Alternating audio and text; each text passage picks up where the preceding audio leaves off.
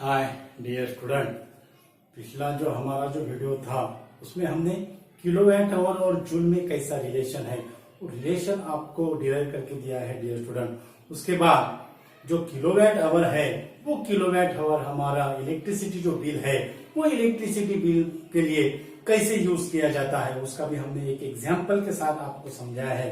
हमारा electricity bill कैसे calculate करते हैं और किलोवाट आवर क्यों हम यूज करते हैं इलेक्ट्रिसिटी बिल के लिए वो भी हमने समझाया है। इंपॉर्टेंट ऐसा वीडियो है। तो अभी तक जो हमने जो रेजिस्टेंस का इसके पहले जो रेजिस्टिविटी का जो आर्टिकल देखा था वो हमने रेजिस्टिविटी जो है वो फॉर्मूले पर से हमने उसको डिराइव किया था डियर स्टूडेंट। जो रिलैक्सेशन टाइम है, मास है, चार्ज ऑफ इलेक्ट्रॉन है, number of electrons per unit volume है स्मॉल एन, उससे हमने उसको निकाला था। लेकिन उसका जो ओरिजिनल जो कंसेप्ट है रेजिस्टिविटी का, it is related to resistance. अब किसी ने आपको पूछा what is the main difference, क्या डिफरेंस है? डिफरेंस तो बहुत, लेकिन मेन डिफरेंस क्या है? रेजिस्टेंस और रेजिस्टिविटी में मेन डिफरेंस क्या है? तो रेजिस्टेंस, ध्यान रखना है student, resistance it is the property of conductor. जो कंडक्टर है उसकी प्रॉपर्टी क्या है? रेजिस्टेंस है, यानी एक्सटर्नल बिहेवियर है, एक्सटर्नल प्रॉपर्टी है। और रेजिस्टिविटी जो है, जो मटेरियल से कंडक्टर बनता है वो मटेरियल की प्रॉपर्टी यानी रेजिस्टिविटी, वो मटेरियल की प्रॉपर्टी यानी क्या होगी? रेजिस्टिविटी होगी। ओके, तो रेजिस्टिविटी जो है वो depends upon the nature of the material. तीन फैक्टर पे ये रेजिस्टिविटी डिपेंड्स है। रेजिस्टिविटी को हम स्पेसिफिक रेजिस्टेंस भी कहते हैं। तो आज का हमारा जो आर्टिकल रहेगा वो रहेगा स्पेसिफिक रेजिस्टेंस। स्पेसिफिक रेजिस्टेंस, इसको हम रेजिस्टिविटी कहते हैं। और रेजिस्टिविटी स्पेसिफिक रेजिस्टेंस और resistivity, it is denoted by rho. It is denoted by rho. अब एट अ पर्टिकुलर टेम्परेचर पे resistance of the conductor depends upon the three factor. One is the length of the conductor, length of the conductor, और second जो है वो है area of the conductor, area of the conductor small L और area, और third जो है वो है nature of the material, nature of the material. अब जो रेजिस्टिविटी का जो फॉर्मूला है वो रेजिस्टिविटी का फॉर्मूला मेनली दो फैक्टर पे क्या होता है डियर स्टूडेंट, दो फैक्टर से हम डिराइव करते हैं। वो दो फैक्टर कौन से है? That is the length of the conductor और area of the conductor. Okay, अब लेंथ ऑफ द कंडक्टर से और एरिया ऑफ द कंडक्टर से रेजिस्टेंस का कैसा रिलेशन है? Whether it is directly proportional और whether it is inversely proportional. तो आज जो है हम आपको उसका एक्सप्लेनेशन विथ एग्जाम्पल के साथ समझाएंगे डियर स्टूडेंट। वो कैसा उसका रिलेशन रहेगा लेंथ के साथ और एरिया के साथ। हमारे टेक्स्ट बुक्स में डायरेक्ट दिया हुआ है, लेकिन हम आपको एग्जाम्पल के साथ उसका एक्सप्लेनेशन देंगे। मानो ऐसा ये इंडिविजुअल स्लैब है, इसको हम कंडक्टर कहेंगे, इसको हम क्या कहेंगे? कंडक्टर कहेंगे। इसको हम क्या कहेंगे? कंडक्टर कहेंगे। और इसका जो एरिया जो है, इसका एरिया ये है और लेंथ जो है वो है यल। लेंथ क्या है? यल है। अब इसके अक्रॉस अगर हमने पोटेंशियल डिफरेंस अगर अप्लाइड किया, इसका रेजिस्टेंस कैपिटल आर है, इसका रेजिस्टेंस इंडिविजुअल स्लैब का रेजिस्टेंस कितना है? कैपिटल आर है। तो पोटेंशियल डिफरेंस अगर हम इसके अक्रॉस अप्लाइड अगर करते हैं तो इससे जो करंट जो फ्लो होगा वो करंट की वैल्यू क्या है? आई है।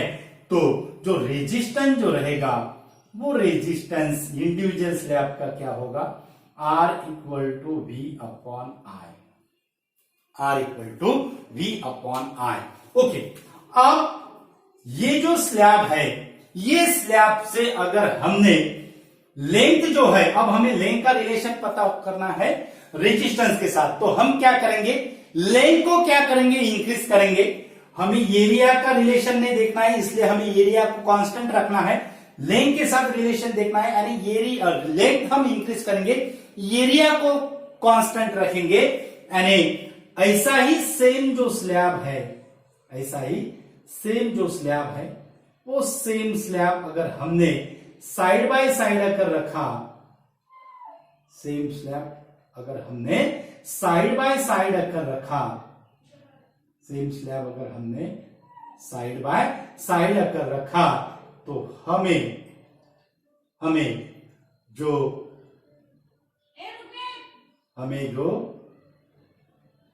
मिलेगा डियर स्टूडेंट, उसका जो लेंथ रहेगा, कॉम्बिनेशन जो हमें मिलेगी, उसकी जो लेंथ रहेगी, वो लेंथ अब कितना होगा, कॉम्बिनेशन की लेंथ, यानी यहां पे हमें मिलेगा यल और यहां पे हमें मिलेगा यल, यानी कॉम्बिनेशन की लेंथ कितनी हो गई, टॉइस यल। वैसे ही यहां पे हमें मिलेगा वी और यहां पे हमें मिलेगा वी, यानी कॉम्बिनेशन का पोटेंशियल डिफरेंस कितना होगा, टॉइस वी। कॉम्बिनेशन का पोटेंशियल डिफरेंस कितना होगा, टॉइस वी। और करंट जो होगा, current for both this slab remain same, potential difference same है, तो current for both this slab remain same.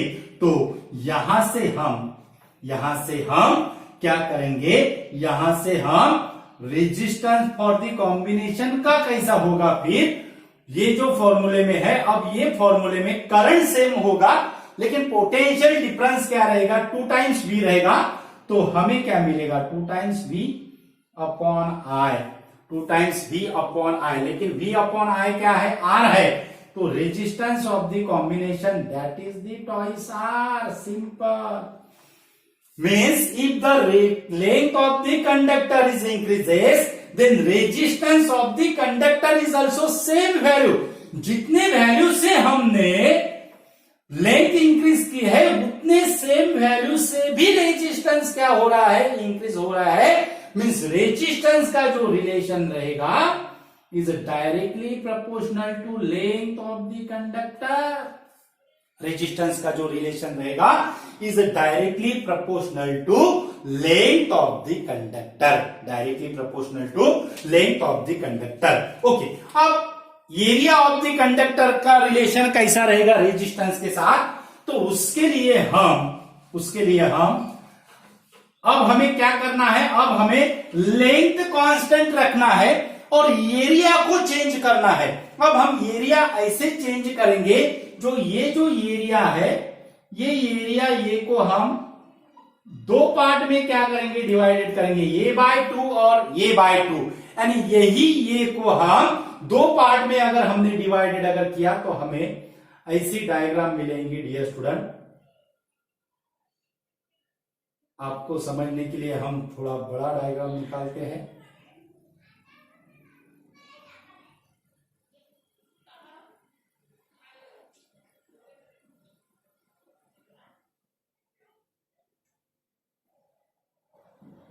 Okay, अब यहां से लेंथ क्या रहेगी डियर स्टूडेंट, सेम रहेगी, लेकिन एरिया जो है, एरिया जो है, वो एरिया देखो क्या हो गया है, यहां पे एरिया जो है वो एरिया क्या हो गया है, डिवाइडेड हो गया है, ये बाय 2 और ये बाय 2, एरिया डिवाइडेड हुआ है। अब यहां पे पोटेंशियल, कॉम्बिनेशन का पोटेंशियल डिफरेंस क्या रहेगा, वी रहेगा, कॉम्बिनेशन का पोटेंशियल डिफरेंस भी रहेगा, लेकिन जो एरिया डिवाइडेड होने के कारण यहां से करंट जो रहेगा उसका भी क्या होगा, डिवाइडेशन होगा, I that is equal to I by 2, I by 2। Okay, तो आइडेंटिकल स्लैब के लिए जो कॉम्बिनेशन जो रहेगा, उसका कॉम्बिनेशन के लिए हम अब कैसा हमें इक्वेशन मिलेगा, पोटेंशियल डिफरेंस से but current is divided, potential difference same but current is divided, so RC that is equal to twice V upon I। Same equation हमें मिल रहा है, means twice R, RC equal to twice R। यानी क्या, अगर हमने जो value से एरिया डिक्रीज किया है, हमने हाफ वैल्यू से एरिया क्या किया है, डिक्रीज किया है, तो उतने वैल्यू से रेजिस्टेंस डिक्रीज हुआ है क्या? नहीं, रेजिस्टेंस इंक्रीज हुआ है। Means area decreases, resistance increases. Means resistance का और एरिया का कैसा रिलेशन रहेगा? Resistance increases, area decreases, means it is inversely proportional। Resistance increases, area decreases, उसका रिलेशन कैसा रहेगा? एक इंक्रीज हो रहा है तो दूसरा डिक्रीज हो रहा है। सेम अमाउंट से, हाफ अमाउंट से अगर एरिया अगर हम डिक्रीज करते हैं तो उतने ही अमाउंट से, यानी 2 टाइम्स से रेजिस्टेंस क्या होता है? इंक्रीज हो रहा है। मानो अगर हमने 1/4 अगर एरिया अगर किया तो हमें रेजिस्टेंस कितना मिलेगा? 4 times of the individual resistance. 4 times of the individual resistance. यानी पहला रिलेशन डायरेक्टली प्रोपोर्शनल है लेंथ के साथ, और दूसरा जो रिलेशन है वो रिलेशन कैसा है? इनवर्सली प्रोपोर्शनल है।